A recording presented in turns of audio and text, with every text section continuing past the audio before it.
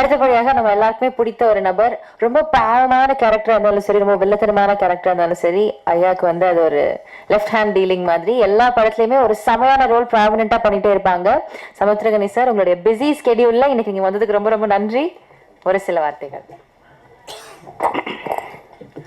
இறைவனுக்கு நன்றி. ரொம்ப மகிழ்ச்சியாக இருக்குது. ரொம்ப நாளைக்கு அப்புறம் எங்கள் அண்ணன் சீமான் அவர்களை பார்த்ததில் பெருமகிழ்ச்சி. தம்பி வினோத்தை பார்த்ததில் ரொம்ப சந்தோஷமாக இருக்கு. ஏன்னா ஒரு சில மனிதர்களை பார்த்தாலே போதும் நமக்கு ஒரு எனர்ஜி வரும். அந்த மாதிரி ஒரு சக்தி நான் சொன்ன 2 பேருமே. நந்தன், அதாவது ஒரு நல்ல கதையை நம்ம பண்ணிட்டா போதும், அது செலக்ட் பண்ணிக்கிடும் யார் யார் தனக்கு வேணும்னு.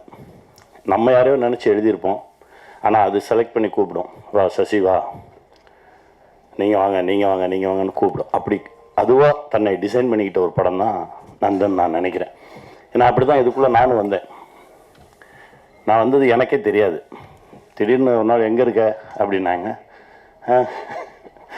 நான் வந்தேன், சும்மா சசியை பார்க்க போனேன், பேசினேன். சரவணன் சார் வந்து இந்த மாதிரி விஷயம் சார் விஷயம் அப்படின்னா, நல்லா இருக்கே அப்படின்னா, இது நீங்கள் தான் பண்ணுறீங்க அப்படின்னு. இது அதை விட நல்லா இருக்கே, சரி வாங்க பண்ணிடுவோம் அப்படின்னு சொல்லிட்டு அப்படி பண்ண ஒரு படைப்பு. சரவணன் உழைப்பு வந்து ரொம்ப அளப்பரியது. ரொம்ப முதல் படத்துலையும் 2வது படத்துலையும் அவருக்கான இடம் கிடைக்கலையேன்னு எனக்கு ஒரு பெரிய வருத்தம் இருந்தது. இந்த படம் அது எல்லாத்துக்கும் சேர்த்து ஒரு இடத்த கொடுக்கும். சரவணன், வாழ்த்துக்கள். என்னன்னா, இந்த சமுதாயத்தின் மீது பேரன்பு கொண்டவன் ஒரு எழுத்தாளனாக இருந்தால் எழுதி தீர்ப்பான், ஒரு பாடலாசிரியராக இருந்தால் பாடி தீர்ப்பான். ஒரு படைப்பாளியாக இருக்கும்போது தன்னுடைய கோபத்தை படைப்பில் தான் காட்ட முடியும். நிறைய நிஜங்களை பேசக்கூடிய ஒரு படைப்பு. அப்படி இருந்தது. படம் பார்த்துட்டு அப்படியே வெளியே வரும்போது ஒரு மாதிரி ஆயிடுச்சு. எனக்கெல்லாம் அண்ணனை அவ்வளோ பிடிக்கும். நாங்கள் 2 பேரும் சின்ன குழந்தைங்க மாதிரி கொஞ்சம் விளையாடிட்டு இருப்போம். ஆனால் அவர்கிட்ட பேசவே இல்லை. நான் இன்னைக்கு தான் பார்த்தேன். அவ்வளோ கோபம் வந்துருச்சு. அது வந்து அது ஒரு நடிகராகவும் இந்த கதை அந்த தாக்கத்தை நம்மளை உண்டாக்கி இருக்கிறது அப்படின்றது தான் ஒரு பெருமகிழ்ச்சி எனக்கு. சசி வந்து ஏன்னா கூடவே இருந்திருக்கேன், அவனை அப்படி பார்த்துருக்கேன், அவனை பொத்தி பொத்தி பார்த்துக்கிறேன் நான். ஆனால் திரையில் அதாவது ஒரு ஃபைட்டர்ஸ் அடித்தா கூட அடிக்கிற மாதிரி நடிப்பாங்க. ஆனால் நிஜமான ஆட்களுக்கு நடுவில் விட்டுட்டோம்னு வச்சுக்கோங்களேன், அவங்க நடிக்கிறன்ற பேரில் அடித்தே கொண்டுருவாங்க. அதுதான் நடந்திருக்கு.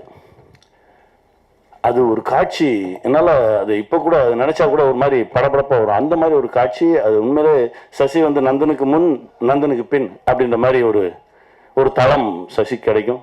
தம்பி, நீ பட்ட கஷ்டத்துக்கு எல்லாமே இந்த பிரபஞ்சம் ஒரு நல்ல பலனை கொடுக்கும். ஸ்ருதி, நீங்கள் எவ்வளோ கஷ்டப்பட்டிருந்தாலும் சரி, அந்த ஒரு ஷாட் போதும். ட்ரெய்லரில் வந்துச்சு பாருங்கள். தமிழகமே எழுந்து உங்களுக்காக கைத்தட்டுமா, வாழ்த்துக்கள். ஏன்னா அவரை மிதிக்கும் போது நான் எந்திரிச்சு கைத்தட்டினேன். ஏன்னா அது தேவையான ஒரு இடம், அற்புதமான ஒரு இடத்துல அமையணும். ஒரு சில விஷயங்கள் அது அமைஞ்சிருக்கு. இதை கொண்டு போய் ஜனங்ககிட்ட எப்படி வைக்க போகிறோம் அப்படின்ற ஒரு கேள்வி எனக்கு எப்பவுமே இருக்கும். ஏன்னா ஒரு வருஷத்தில் ஒரு 52 வாரம் இருக்குது. இந்த 52 வாரத்தில் ஒரு 7-8 பெரிய படங்கள் வரும்போது, நீ யாரும் வந்துடாதீங்கன்னு மறிச்சிடுவாங்க.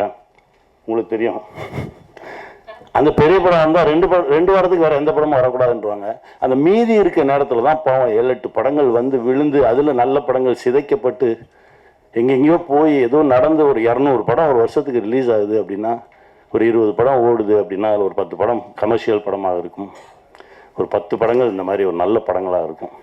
அந்த நல்ல படங்களை காக்கக்கூடிய ஒரு மனிதர் வேணும் அப்படின்னு நினைக்கும்போது தான் அண்ணா ரவி அண்ணா உள்ளே வந்திருக்காருனாங்க. ரொம்ப சந்தோஷமாக இருந்தது. அண்ணா ரொம்ப மகிழ்ச்சி. இந்த படத்தை சரியாக கொண்டு போய் ஜனங்கிட்ட வைங்க. ஏன்னா இது அங்கே நடக்குது, இங்கே நடக்குது, இந்த காலத்தில் இப்படியெல்லாம் நடக்குது அப்படிலாம் பேசிக்கிட்டு இருப்பாங்க. இந்த காலத்தில் தான் நடந்துகிட்டு இருக்கு, இன்னும் நடக்கும். அதை நடக்க விடாமல் மனிதனாக மாற வேண்டும் அப்படின்றது தான் இந்த படத்துடைய ஒரு அடிநாதம். இது வெல்லணும்.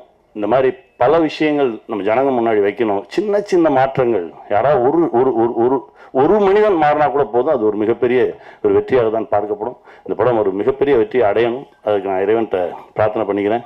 ஜிப்ரான் சார், இசை பேசிச்சு சார், ரொம்ப மகிழ்ச்சியாக இருந்தது சார்.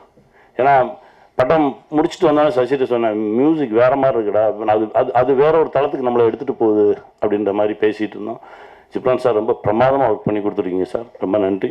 இந்த படத்தில் ஒர்க் பண்ண எல்லாருக்கும் என்னுடைய மனமார்ந்த வாழ்த்துக்கள். இது மிகப்பெரிய வெற்றி அடையணும் நான் இறைவன்கிட்ட பிரார்த்தனை பண்ணிக்கிறேன். நன்றி.